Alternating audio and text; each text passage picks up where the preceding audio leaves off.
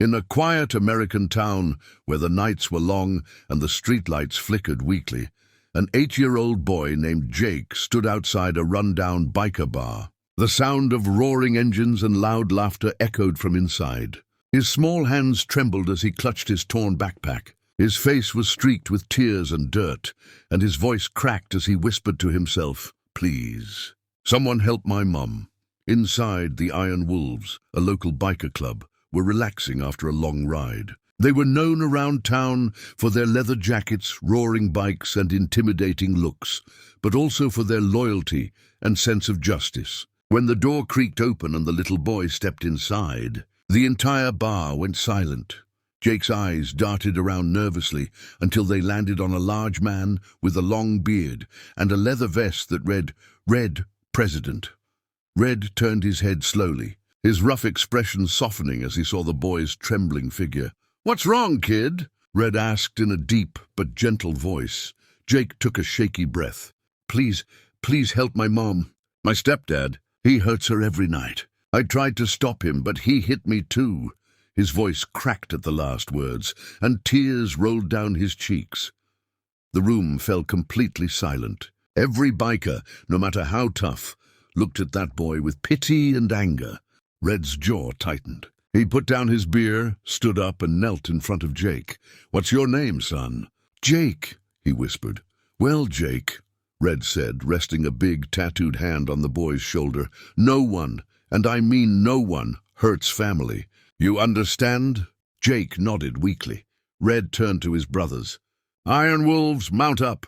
Within seconds, the bar filled with the roar of engines. Leather jackets zipped up, helmets went on, and the air smelled of gasoline and justice. Jake led the way on the back of Red's bike, holding on tightly as the gang rode through the dark streets. The rumble of engines echoed like thunder. When they stopped in front of Jake's small wooden house, the lights inside were on, and shouting could be heard from within. Jake flinched at the sound. His stepdad was yelling again. Red put a hand on Jake's shoulder.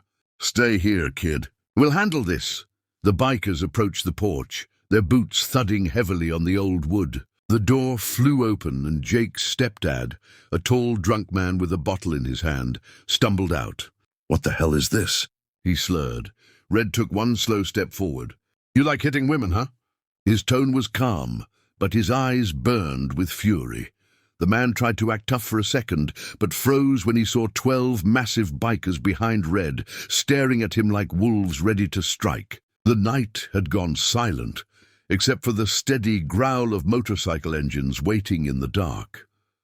That was the moment everything began to change for Jake and his mother.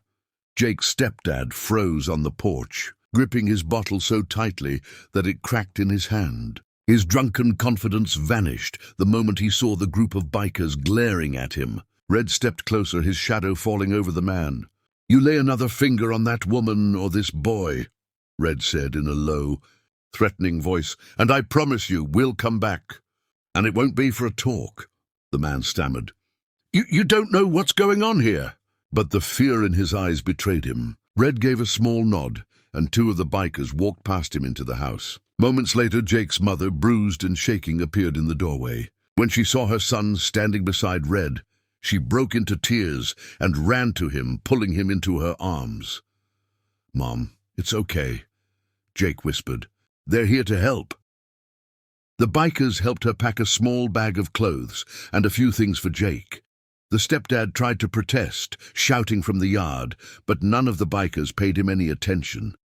One of them, a tall man named Bear, stepped toward him and said quietly, "You ever come near them again, you'll be the one needing help." When they were done, Red led Jake and his mom out to the bikes. "You've got somewhere safe to stay?" he asked. Jake's mom shook her head. Red nodded once. "Then you do now." They drove through the night, the wind cold but freeing. Jake held his mother's hand as they rode behind Red, the stars above them glimmering like hope. They stopped at a small cabin owned by one of the bikers, a safe place far from town. The group stayed with them until morning, making sure they had food and warm blankets. For the first time in years, Jake fell asleep without fear. Days turned into weeks. Red checked in often, bringing groceries and helping Jake's mom find a job. The Iron Wolves even helped fix up the cabin, painting it and making it feel like home. Slowly, the bruises faded, and Jake began to smile again.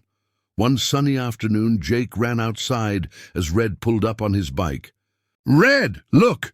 Jake shouted, proudly showing him a drawing he made, a picture of a group of bikers surrounding a little boy and his mom. At the bottom, he had written in crooked letters, "My heroes."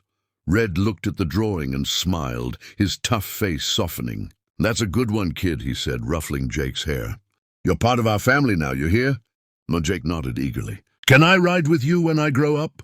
Red chuckled. "You bet, kid. We'll keep a bike ready just for you."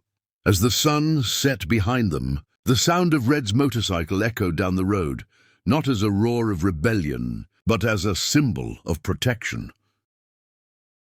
Jake watched him disappear into the distance, holding his mother's hand. He didn't need a superhero anymore. He already had one. A man with a leather jacket, a big heart, and a promise that changed his life forever.